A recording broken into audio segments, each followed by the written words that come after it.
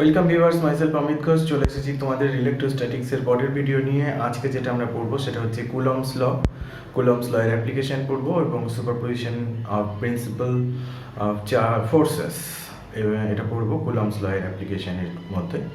তো এই হচ্ছে আজকের, চলো শুরু করা যাক আজকে কুলম্বস ল। কুলম্বস ল পড়তে গেলে আমাদেরকে প্রথমে যে পার্টটা পড়তে হবে সেটা হচ্ছে point charge and extended charge. Point charge আর একটা হচ্ছে এক্সটেন্ডেড চার্জ।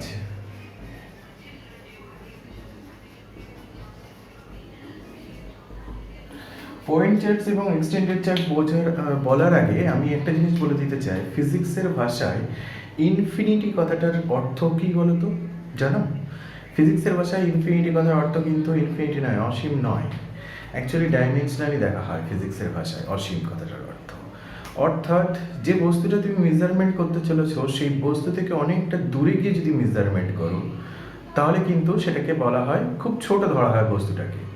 ঠিক যেরকম দূরের কোনো বস্তুকে তুমি দেখতে গেলে খুব ছোট মনে হয় তোমার থেকে, তোমার ডাইমেনশন থেকে। যে বস্তুকে দেখছো সেই বস্তুটা খুব ছোট বলে মনে হয়, যদিও সেই বস্তুটা বাস্তব ক্ষেত্রে অনেক বড়।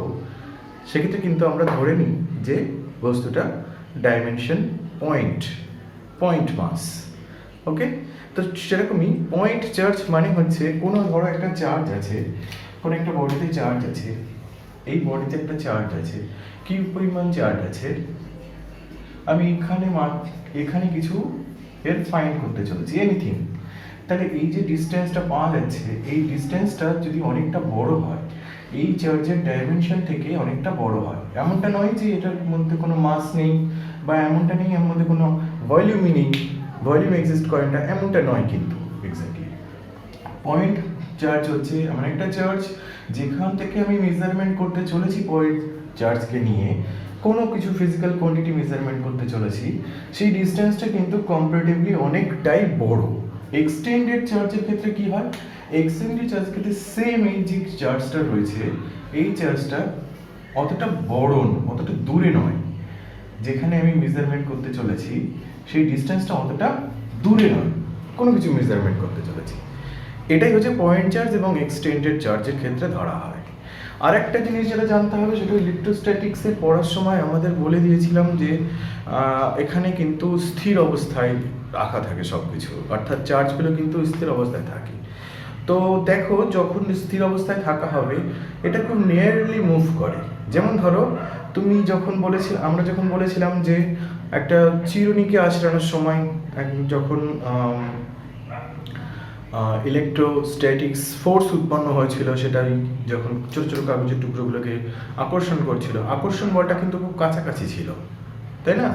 তো সেই জন্য বলা হচ্ছে যে তোমার ইলেকট্রোস্ট্যাটিক্স ফোর্সে যে সমস্ত অবজেক্টগুলো চলাচল করবে বা মুভ করবে সেটা রেস্ট অবস্থায় থাকবে অথবা নিয়ারলি রেস্ট অবস্থায় থাকবে। তো চলো শুরু করা যাক আজকে আমাদের কুলম্বস ল। কুলম্বস ল আমরা পড়লাম। কুলম্বস ল পয়েন্ট চার্জেস এবং এক্সটেন্ডেড চার্জেস মধ্যে ডিফারেন্স খুঁজে পেলাম।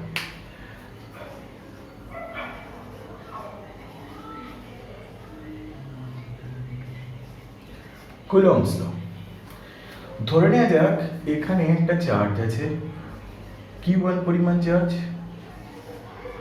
এখানে একটা চার্জ আছে Q2 পরিমাণ চার্জ। ধরে নেয় দুটোই পজিটিভ চার্জ। তোমরা জানো সেম লাইক চার্জেস পরস্পরকে কী করে? রিপেল করে। আনলাইক চার্জেস পরস্পরকে কী করে? অ্যাট্রাক্ট করে। তো সেই কনসেপ্টগুলো তোমাদের ধরে নেওয়া হচ্ছে যে তোমরা জানো। তো আমি শুরু করছি। একটা প্লাস Q1 চার্জ, একটা প্লাস Q2 চার্জ, এরা পরস্পর থেকে সেন্টার টু সেন্টার ডিস্টেন্স হচ্ছে r distance, centre to centre distance হচ্ছে r ডিস্টেন্স।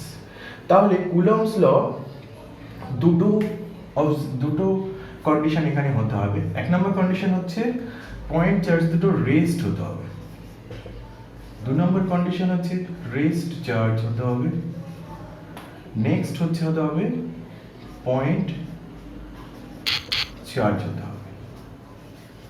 এই দুটো কন্ডিশন, পয়েন্ট চার্জের কথাটা বললাম, রেস্ট চার্জের কথাটাও বললাম। পয়েন্ট এবং রেস্ট চার্জ হলে তবেই কুলম্বস লটা অ্যাপ্লিকেবল হবে, আদারওয়াইজ কুলম্বস লটা অ্যাপ্লিকেবল করা অর্থাৎ অ্যাপ্লাই করা যাবে না। ওকে, সেক্ষেত্রে কিছু রেস্ট্রিকশন আছে, সেই রেস্ট্রিকশনগুলো আমরা পরে পড়বো। Q1 এবং Q2 চার্জ পরস্পর থেকে r ডিস্টেন্সে থাকলে তাহলে এদের মধ্যে কিভাবে রিপেল হবে, সেই রিপালসিভ ফোর্স কি কি বিষয়ের উপর ডিপেন্ড করবে। প্রথমত এক নাম্বার হচ্ছে রিপালসিভ ফোর্স ডিপেন্ড করবে দুটো চার্জের অ্যামাউন্টের প্রোডাক্টের প্রপোর্শনাল। 2 নম্বর ডিপেন্ড করবে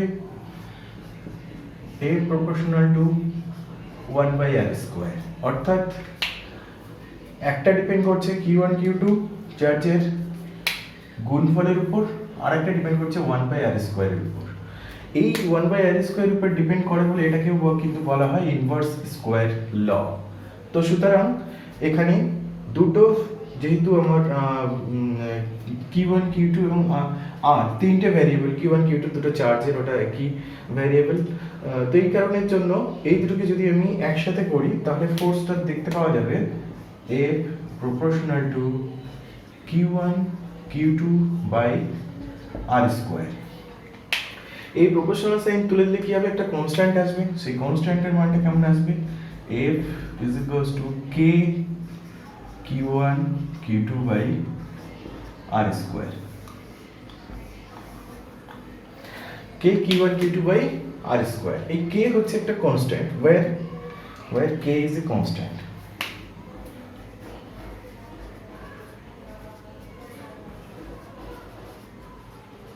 K is a constant। তাহলে একটা আমাদের রাশিমালা পাওয়া গেল, যেটা কিনা কুলম্বস লয়ে অ্যাট্রাকশন বা রিপালশন হলে তাহলে তাদের মধ্যে কি পরিমাণ ফোর্স উৎপন্ন হবে সেটা পাওয়া গেল। এখানে প্রশ্ন হচ্ছে এই কে কনস্ট্যান্ট বলছি, এই কনস্ট্যান্টটা কিন্তু অন্যান্য যে ইকুয়েশন আছে সেই ইকুয়েশনগুলোর মতো নয়, অর্থাৎ এই কে কিন্তু যেমন ইউনিট সিস্টেমের উপর ডিপেন্ড করবে তেমনই ডিপেন্ড করবে এদের মিডিয়ামের উপরে ডিপেন্ড করবে। ইয়ারের ক্ষেত্রে এক ধরনের হবে, তোমার মিডিয়াম থাকলে এক ধরনের হবে। তো কিভাবে কেটা চেঞ্জ হবে আমরা সেটা দেখব, চলো দেখে নেওয়া যাবে। তাহলে এখানে একটা জিনিস পরিষ্কার হলো যে এফ অ্যাট্রাকটিভ ফোর্স বা রিপালসিভ ফোর্স হোক যাই হোক, তাহলে এফ এর মানটা কে Q1 Q2 বাই r² আসবে। তো চলো আমরা মিডিয়ামের ক্ষেত্রে একটা চার্ট তৈরি করছি, যে চার্টের মাধ্যমে আমরা এটা বুঝতে পারবো। প্রথমত বলে রাখি, আমরা প্রথমে এর ম্যাগনিটিউড অর্থাৎ এই যে ফোর্সের ম্যাগনিটিউড কি হয় সেটা নিয়ে আলোচনা করছি। আমি তারপরে কি এটা ডিরেকশন সম্পর্কে আলোচনা করব। যেহেতু এটা একটা ফোর্স তাহলে অবশ্যই এর একটা ডিরেকশন থাকবে। তাহলে দেখো এই ম্যাগনিটিউডটা কিভাবে চেঞ্জ হচ্ছে। প্রথমত আমি ধরে নিচ্ছি সিজিএস সিস্টেম আর এসআই সিস্টেম। ওকে, আমি ধরে নিচ্ছি এখানে ফ্রি স্পেস কি হচ্ছে, আর এখানে হচ্ছে কোনো মিডিয়ামের ক্ষেত্রে কি হবে, কোনো মিডিয়ামের ক্ষেত্রে কি হবে তার রাশিমালাটা আমরা এখানে ডিফাইন করব। দেখো প্রথমত ফ্রি স্পেস সিজিএস এ কি হবে, k = 1 হবে। তাহলে আমার রাশিমালাটা দেবে এরকম Q1 Q2 by r²। Clear? k = কত, 1। এই k কনস্ট্যান্টটাকে ডাইলেকট্রিক কনস্ট্যান্ট বলা হয়। আমরা এই বিষয়টা ক্যাপাসিট্যান্স যখন পড়ব ইলেকট্রোস্ট্যাটিক্সে তখন আরো বিশদে জানতে পারবো। তো সুতরাং দেখো F = Q1 Q2 by r²। SI সিস্টেমে ফ্রি স্পেসে কি হয়, f এর ভ্যালু, f এর যে এক্সপ্রেশনটা আসবে F = 1/4πε Q1 Q2 by r²। Clear? F = 1/4πε nought বলা হয় এটাকে, 0 যেহেতু ওটাকে ভালোভাবে ল্যাঙ্গুইস্টিক ভাবে এটাকে ε0টাকে তোমার ε0টাকে ε0 বলা হয়। এখানে একটা মান পাওয়া হলো যেখানে ε0 মানে হচ্ছে free space permittivity. Free space permittivity. Clear? Free space permittivity, এই ফ্রি স্পেস পারমিটিভিটির মান কত সেটা আমরা আবার যখন আগে আমি সিস্টেমগুলোতে কি হয় সেটা বলে নিয়ে তারপর আমি এর মানটা 4πε0 এর মানটার দিকে আসবো। তো চলো দেখে নেওয়া যাক মিডিয়ামের ক্ষেত্রে কি হয়। মিডিয়ামের ক্ষেত্রে Q1 Q2 by r square 1/k, এই k মানে হচ্ছে dielectric constant.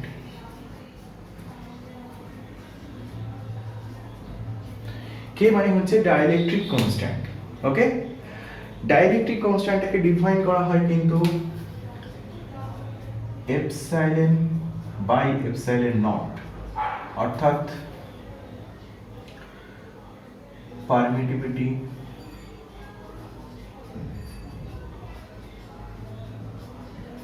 in a medium divided by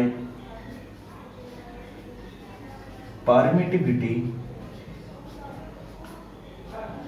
in free space.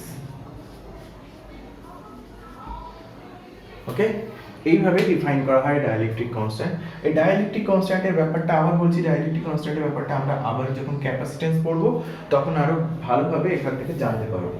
ওকে, এখন শুধু এইটুখানি জেনে রাখো যে ফ্রি ডাইইলেকট্রিক কনস্ট্যান্টটাকে এইভাবে ডিফাইন করা হয়, permittivity in a medium divided by permittivity in a free space. আরেকভাবে আমরা ডিফাইন করতে শিখে যাব এখনই। দেখো, যখন মিডিয়ামের ক্ষেত্রে এসআই সিস্টেমের ক্ষেত্রে ধরা হবে তখন এফ এর ভ্যালুটা এরকম আসবে 1/4πk∈0 Q1 Q2 by r square.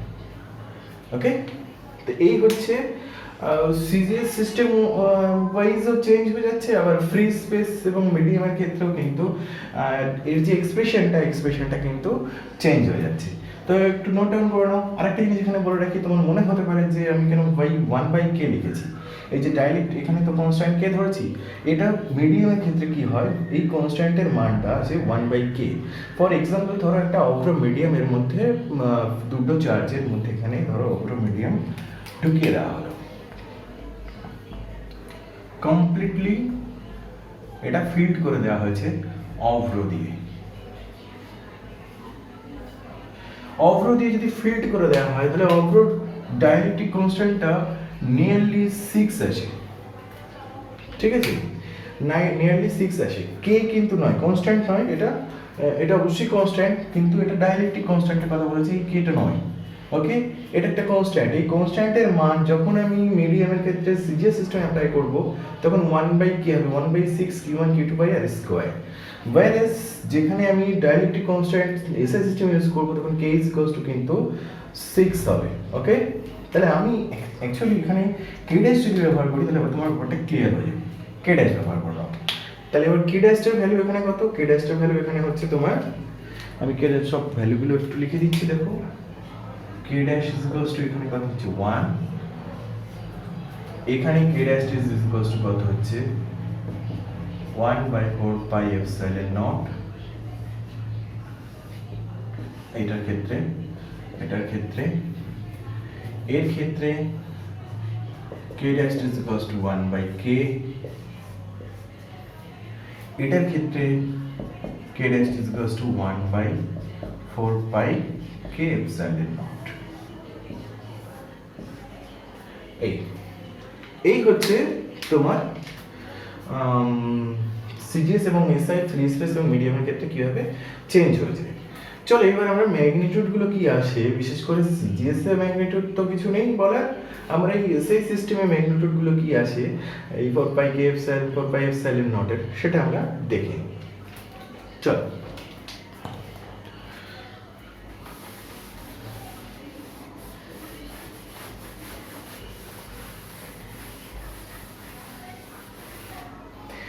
তাহলে আমি কি বললাম, আমি বললাম যে ফ্রি স্পেসে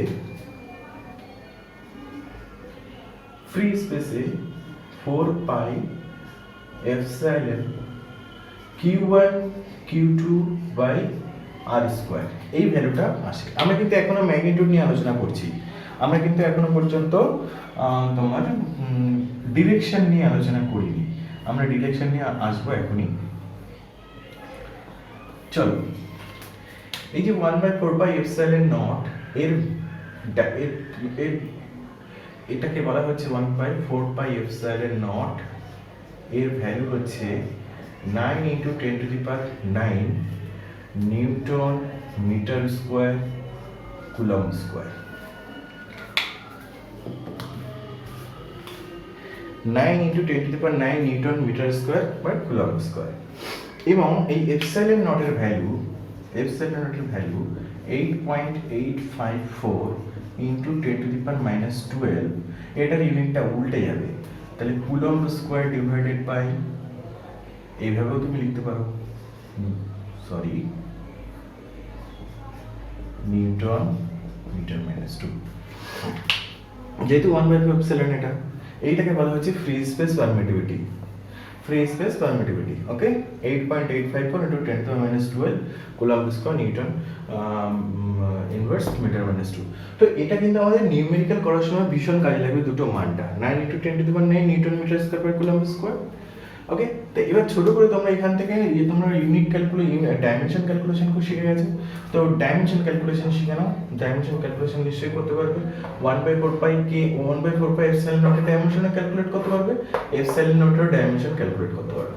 তো ε0 এর ডাইমেনশন ক্যালকুলেট করার জন্য q1 q2/r² ইনটু f করতে হবে, তাই তো? তাহলে ε0 এর ডাইমেনশনটা কি আসবে? ε0 এর ডাইমেনশন আসবে IT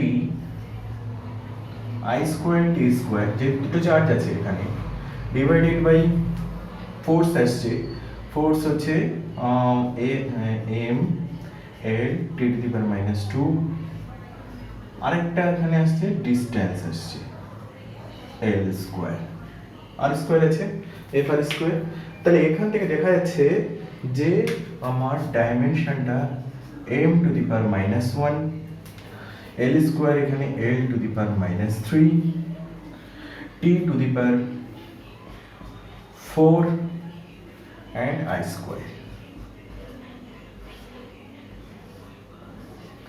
এটা আসছে ফ্রি স্পেস পারমিটিভিটির ডাইমেনশন, যে কনস্ট্যান্টটা পেলাম, ওকে। এবার চলো আমরা দেখে নিই ডিরেকশন সম্পর্কে। চলো আমরা ডিরেকশন সম্পর্কে দেখে নিই। আচ্ছা, আরেকটা জিনিস বলে রাখি এখানে, যে আমার এখানে ডাইলেকট্রিক কনস্ট্যান্ট যদি k হয়, তাহলে এখানে কোন একটা, এটা হচ্ছে free space electrostatics force and free space,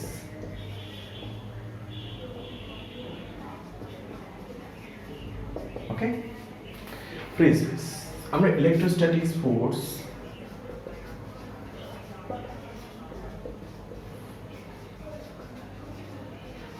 একটা মিডিয়াম কি হবে, ফর্মুলা অলরেডি আমরা পড়েছি, 4πkε0 q1 q2/r²। এখন দেখো, যদি আমি বলা একটা এক্সাম্পল দিলাম, এখানে অগ্র যদি ব্যবহার করা হয় তাহলে 6 হবে, তাহলে এভরিথিং এখানে সবকিছু সেম হবে, শুধুমাত্র k জায়গাটায় কত হবে 6। তাহলে আমি এখান থেকে লিখতে পারি, ধরে নাও এইভাবে লিখতে পারি,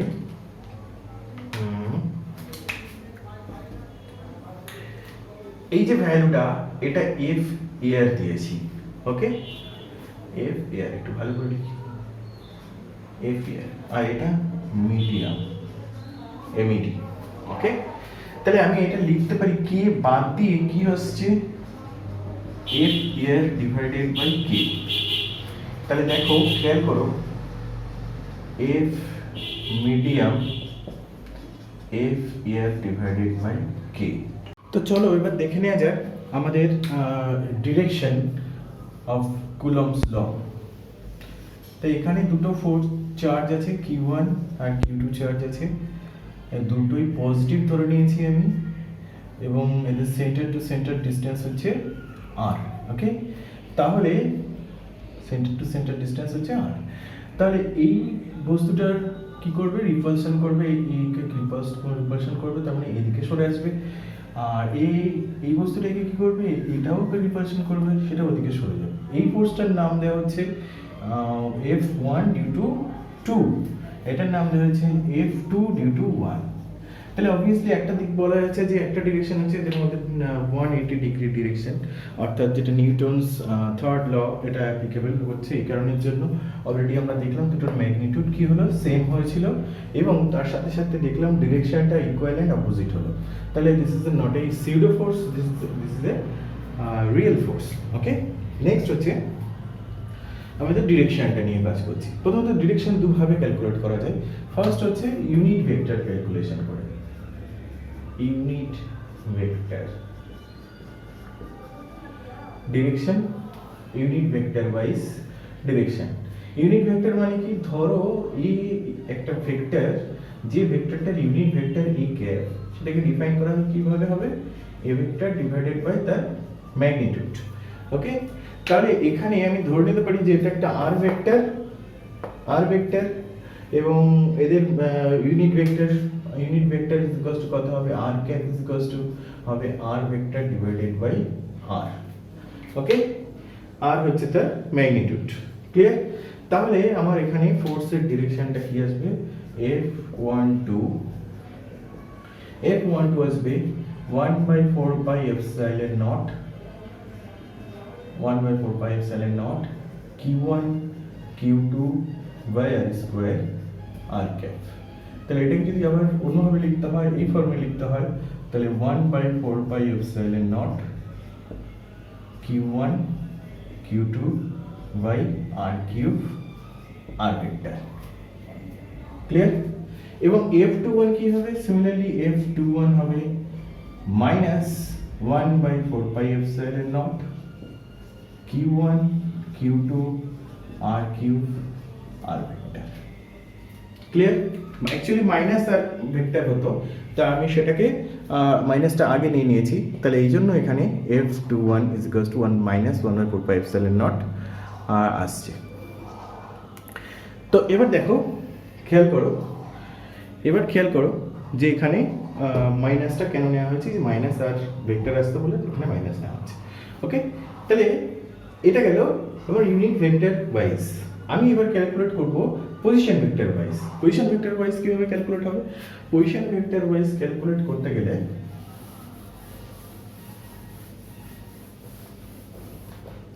নেক্সট হচ্ছে position vector.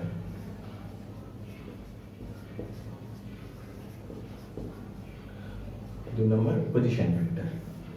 Position vector wise calculate করতে গেলে কি করতে হবে, আমাদের কার্টেসিয়ান কোঅর্ডিনেট ধরে নিতে হবে। কার্টেসিয়ান কোঅর্ডিনেট ধরে নিচ্ছি, এখান থেকে যেটা এখানে অরিজিন, এই অরিজিন থেকে এটা একটা ডিসটেন্স, অরিজিন থেকে এটা একটা ডিসটেন্স, এদের মধ্যে এটা একটা ডিসটেন্স। তাহলে এটা হচ্ছে R1, এটা হচ্ছে R2, তাহলে এটা আসবে R21। ক্যালকুলেট করতে চলেছি R21, তাহলে F21 ফোর্স কি আসবে, F21 ফোর্স আসবে। অবভিয়াসলি আগে R21 ক্যালকুলেশন করতে শিখি, R21 ভেক্টর সমান সমান R2 minus R1, R2 minus R1। Clear? আচ্ছা, তাহলে F21 মানে কি আসবে, 1/4 pi epsilon not Q1 Q2 divided by, okay hold on, এখানে আমরা দেখলাম F vector is equals to 1/4 pi epsilon not Q1 Q2 by r cube r vector. তাহলে এইটাই আমরা লিখবো R21 এর জায়গাটাতে। তাহলে R21 ম্যাগনিটিউড কত আসবে, R21 এর ম্যাগনিটিউড কত আসবে, R2 মাইনাস R1 তার cube, magnitude cube. Clear? Okay, and then R2 minus R1। Clear? F21 মানে এটা আসবে, the F12 obviously মাইনাস একটা আসবে, তাহলে F12 যদি আমরা ক্যালকুলেট করতে চাই, F12 ক্যালকুলেট করতে চাই, এর সাথে একটা মাইনাস গুণ করে দাও, মাইনাস গুণ করে দিলে R1 মাইনাস R2 আসবে। তার মানে অর্থাৎ 1/4 pi epsilon not Q1 Q2 R1 minus R2 magnitude তার cube R1 minus R2। Minus সাইনটাকে কিভাবে করে চেঞ্জ করে দিয়েছি, তার মানে R12 মানে হচ্ছে কোনটা, এখান থেকে এদিকে ক্যালকুলেট করছি, অর্থাৎ F12 ক্যালকুলেট করছি। ক্লিয়ার? আর এটা F21। ওকে, তাই এই দুইভাবে কিন্তু আমার ম্যাগনিটিউড ক্যালকুলেট করা যায়। ক্লিয়ার? আশা করি বোঝা গেছে। তো এবার দেখো আমরা কুলম্বস লয়ে আরও অনেক বিষয় যেগুলো পড়বো, সেটা হচ্ছে কুলম্বস ল যখন অ্যাপ্লিকেশন করব তখন কুলম্বস লয়ে সুপারপজিশন প্রিন্সিপালটা কিন্তু খুব দরকার। তা চলো সুপারপজিশন প্রিন্সিপালটা দেখে নেওয়া যাক।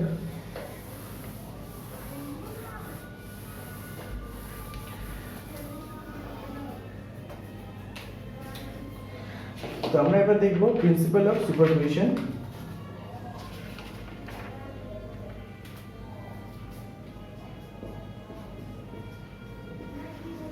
Principle of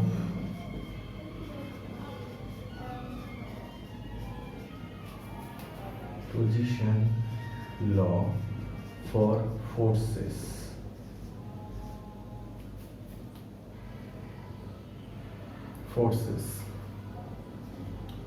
ওকে, কি আসবে আমরা দেখে নেব।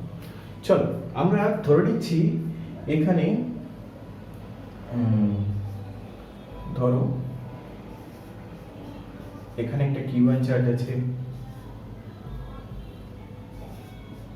এখানে একটা Q2 চার্জ আছে। ক্লিয়ার? এখানে একটা Q3 চার্জ আছে। এদের মধ্যে ডিসটেন্স R1 2, এদের মধ্যে সেন্টার টু সেন্টার ডিসটেন্স হচ্ছে R13 ডিসটেন্স হচ্ছে। আমরা কিন্তু ম্যাগনিটিউড নিয়ে কাজ করছি, ঠিক আছে? ডিসটেন্স হচ্ছে R13 আর এদের মধ্যে ডিসটেন্স হচ্ছে যদি লাগে R23। ওকে, সুপারপজিশন প্রিন্সিপাল এমনিতে আমরা কুলম্বস ল অ্যাপ্লিকেশনে যখন পড়লাম তখন কিন্তু মনে করে দেখো আমরা পড়লাম যে কুলম্বস ল একমাত্র দুটি ফোর্সের ক্ষেত্রে হতে পারে, এই দুটি চার্জের ক্ষেত্রে অ্যাপ্লিকেবল, ভ্যারিয়াস চার্জের ক্ষেত্রে কিন্তু একসাথে অ্যাপ্লিকেবল না। তাহলে কি? তাহলে সুপারপজিশন প্রিন্সিপাল বলছে নেট ফোর্স এফ নেট কোনো একটা অবজেক্টের উপরে এভাবে অনেক যদি চার্জেস থাকে তাহলে ইন্ডিভিজুয়ালি ফোর্সেস কিন্তু ক্যালকুলেট করতে হবে আমার। তাই F net is equals two vector some of forces. তাহলে F1 F2 প্লাস F3 এটা ভেক্টর সাম, F নেট এর vector some and plus so on।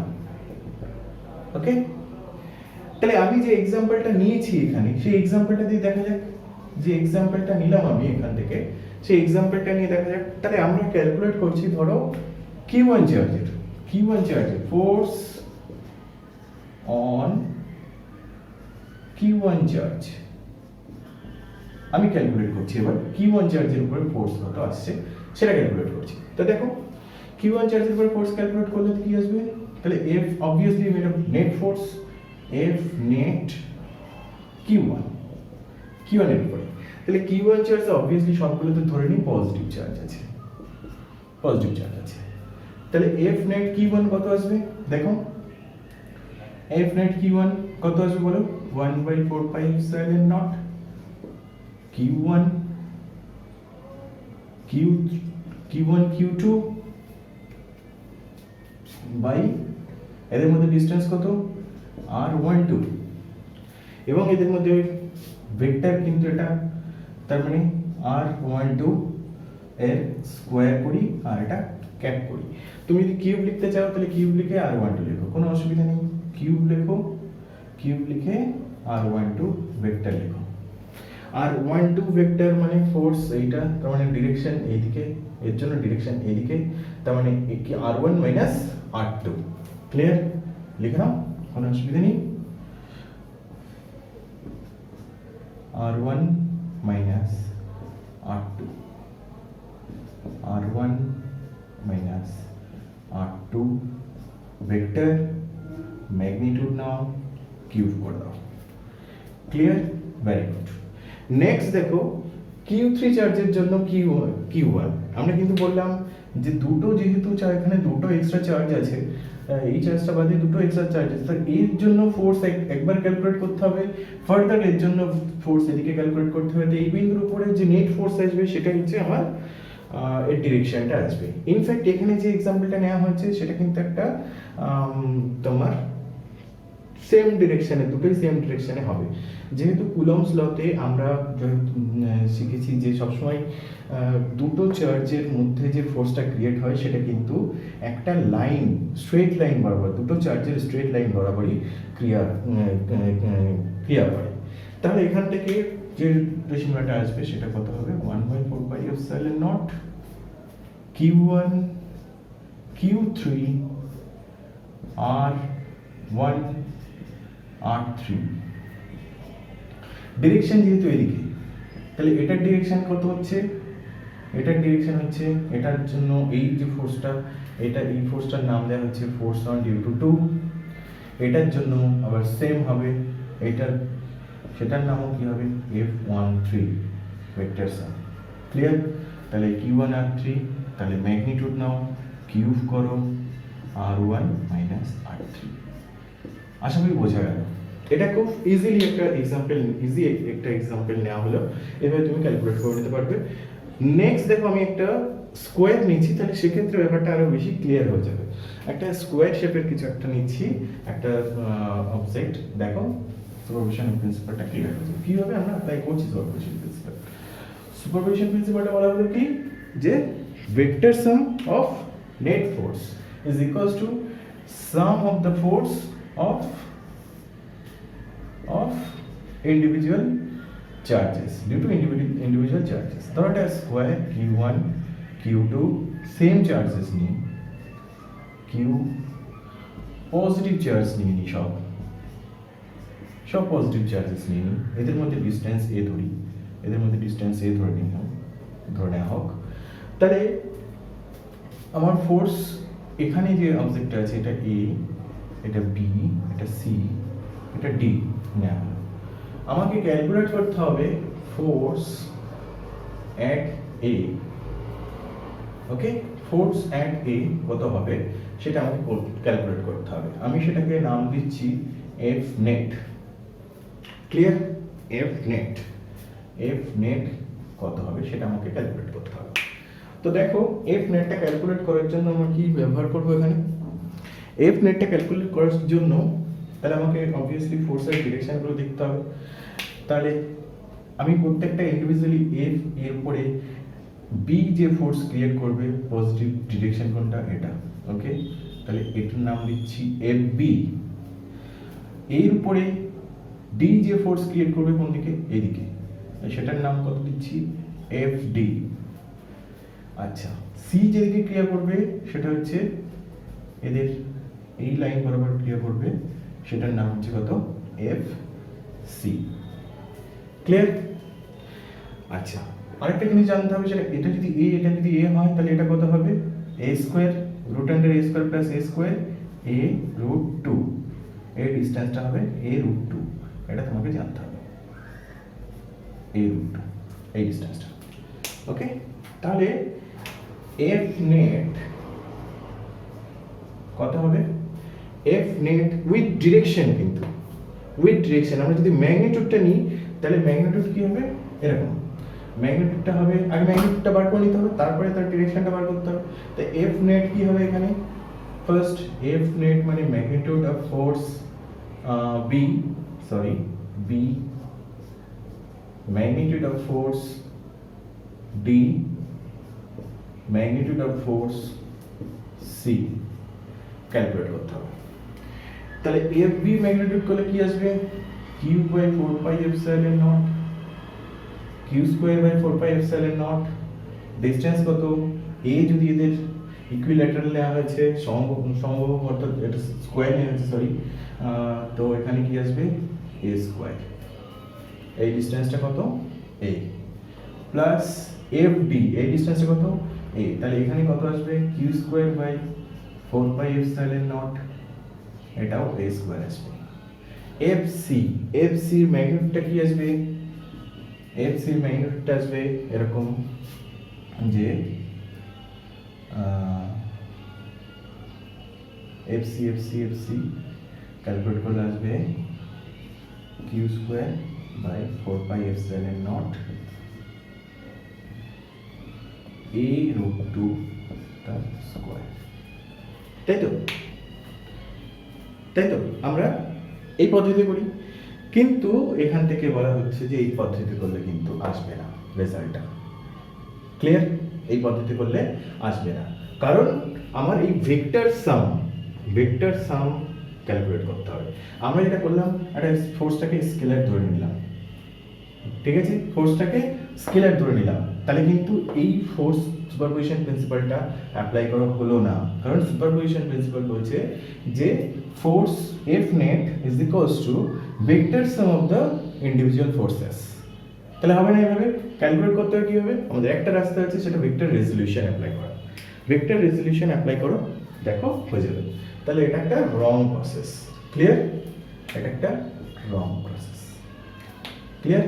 তাহলে আমরা ভেক্টর সাম ইউজ করবো। ভেক্টর সাম ইউজ করতে গেলে এখানে যে ফোর্সগুলো আছে সেই ফোর্সগুলোকে একটু জুম আউট করে নিয়ে আমি করছি। দেখো এখানে ফোর্স এদিকে আছে একটা, সরি এদিকে আছে একটা, এদিকে একটা আছে, এদিকে একটা আছে। তার মানে F C, F D, F B. আচ্ছা, এদের মধ্যে অ্যাঙ্গেল কত? 45 ডিগ্রি। এদের মধ্যে অ্যাঙ্গেল কত? 45 ডিগ্রি। ক্লিয়ার? যেহেতু একটা সমবাহু বর্গক্ষেত্র নেওয়া হয়েছে, তাহলে এটা 45 হবে। তাহলে এখানে আমার এদিকে দুটো কম্পোনেন্ট থাকবে, একটা এদিকে কম্পোনেন্ট থাকবে, তাহলে আমি কম্পোনেন্টটাকে ধরে নিচ্ছি। ক্লিয়ার? দেখো এদিকে ধরে নিচ্ছি y, এদিকে ধরে নিচ্ছি f অফ y, এদিকে ধরে নিচ্ছি f অফ x, কম্পোনেন্ট ধরে নিচ্ছি। তাহলে fx এর ম্যাগনিটিউডটা বার করব। fx এর ম্যাগনিটিউডটা বার করতে গেলে কি করতে হবে? fx এর ম্যাগনিটিউডটা বার করতে গেলে আমাকে কাজ হচ্ছে এভাবে করব। fx এর দিকে কম্পোনেন্ট আছে fb প্লাস fb আছে, এটা লম্ব উপাংশ, তো সুতরাং এটার জন্য কোনো এফেক্ট হবে না, তাই fd cos 90 মানে 0 হয়ে যাবে। আর fc এর একটা কম্পোনেন্ট এদিকে থাকবে, একটা কম্পোনেন্ট এদিকে থাকবে, তাহলে fc cos 45 degree. Clear? cos 45 degree, কিভাবে লিখি? cos 45 degree. তো চলো, fb এর ম্যাগনিটিউড কত আছে? fb এর ম্যাগনিটিউড আছে q1 q2 বাই, সরি দুটো স্কোয়ার আছে তো, q1 4 পাই এপসাইলন নট, এদের মধ্যে ডিসটেন্স কত? a স্কোয়ার, প্লাস fc আছে কত?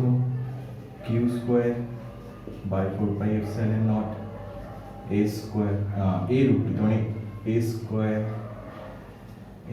2a square, okay 2a square. Clear? এবার হচ্ছে cos 45 এর মান কত? 1/√2। ক্লিয়ার? আচ্ছা, এটা গেল এটা। এবার fx কত আসবে, fy কত আসবে? fy কত আসবে? fy ডিরেকশনে আছে কি? fd, তাহলে fd এর মান কত? fd প্লাস কত আসবে? fc cos, এটা cos, তো ওটা cos ধরেছিল, sin ধরে নাও, কোনো অসুবিধা নেই, একই ব্যাপার। sin 45 ডিগ্রি, কোনো অসুবিধা ছিল না, আমি আগে থেকেই বলছি কোনো অসুবিধা ছিল না, তোমরা অ্যাপ্লাই করতে পারো। q square by 4 pi epsilon not a square plus fc এর মানটা কত? fc এর মানটা আসছে q square by 4 pi epsilon nought 2a square, আর এখানে কত আসবে? এটা 1/2। তো fx আর fy এর ভ্যালু কি আসছে? দেখো সেম আসছে, fx আর fy এর ভ্যালু সেম আসছে। তোমরা যদি ক্যালকুলেট করতে থাকো, এখানে যদি k square by 4 pi epsilon not a square common now, তাহলে এখান থেকে a স্কয়ার বেরিয়ে গেল, তাহলে এখানে 2√2 1 প্লাস q স্কয়ার কমন হলো 1 plus q square 4 pi epsilon not a square common now, তাহলে 1 প্লাস 1/2√2। ক্লিয়ার?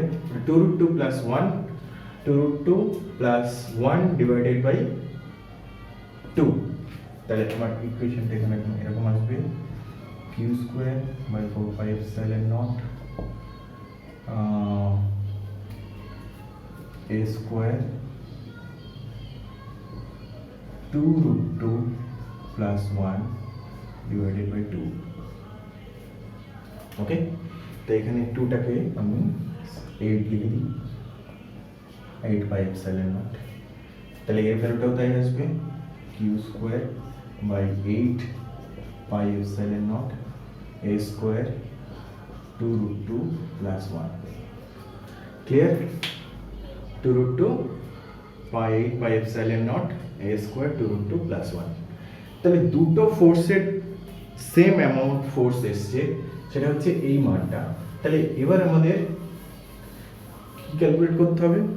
এবার আমাদের এটা এরকম চলে এলো যে এদিকে পেলাম এফ ওয়াই, এদিকে পেলাম এফ এক্স। এফ ওয়াই এর মান পেয়েছি কত? এফ ওয়াই এর মান পেয়েছি q square 8 pi epsilon naught a square 2√2 plus 1। এখানেও তাই, এটার মানও পেলাম q square 8 pi epsilon naught a square 2√2 plus 1। Clear? তাহলে এফ এক্স আর এফ ওয়াই এবার কি হবে তোমাদের? ধরে নাও এখানে আমাদের এফ নেটটা আসছে, এই সেই এফ নেট যেটা আমাদের সুপারপজিশন অফ প্রিন্সিপাল ল থেকে বার করতে হচ্ছে। তাহলে এফ নেটটা কত আসবে? এফ নেট ডাইরেক্টলি করতে পারো যে এফ এক্স এর স্কোয়ার প্লাস এফ ওয়াই তার স্কোয়ার। ক্লিয়ার? এফ এক্স তার স্কোয়ার করলে যেটা আসবে এই টোটালটার স্কোয়ার প্লাস এই টোটালটার স্কোয়ার, বিকজ এটা 90 ডিগ্রিতে আছে, তাই তো? তো cos 90 এখানে একটা টার্ম থাকে, সেটা 0 হয়ে যাবে।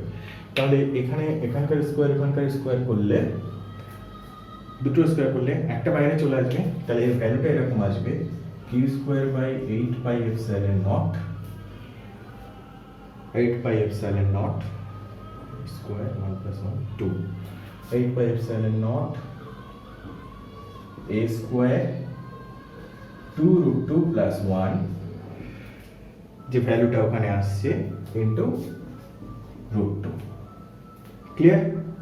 তাহলে √2 আসলে এখানে যে ক্যালকুলেশন যেটা আসবে সেটা তো √2 এখানে যদি গুণ করে দাও তাহলে এখানে 2 আসবে আর এখানে √2 আসবে। তাহলে আরেকবার 8 পাই এপসাইলন নট ইজিলি ভাবে করা যায়।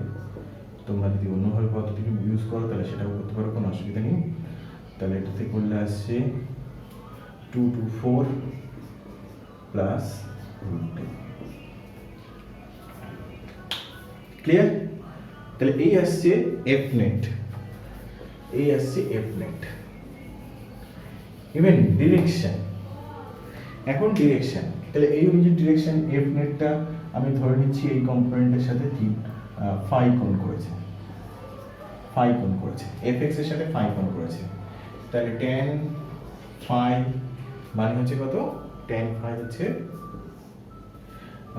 tan phi, এখানে যদি একটা পারপেন্ডিকুলার টানো তাহলে tan phi perpendicular divided by base, perpendicular divided by base হচ্ছে পারপেন্ডিকুলার হবে fy ডিভাইডেড বাই fx, যে আসবে না কেন সেটা 1 হবে।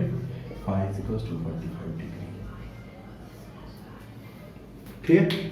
এই হচ্ছে ক্যালকুলেশন করা। এটা দেখানোর উদ্দেশ্য এটাই যে আমার সুপারপজিশন অফ প্রিন্সিপাল কিন্তু ভেক্টর সাম বার করতে হবে।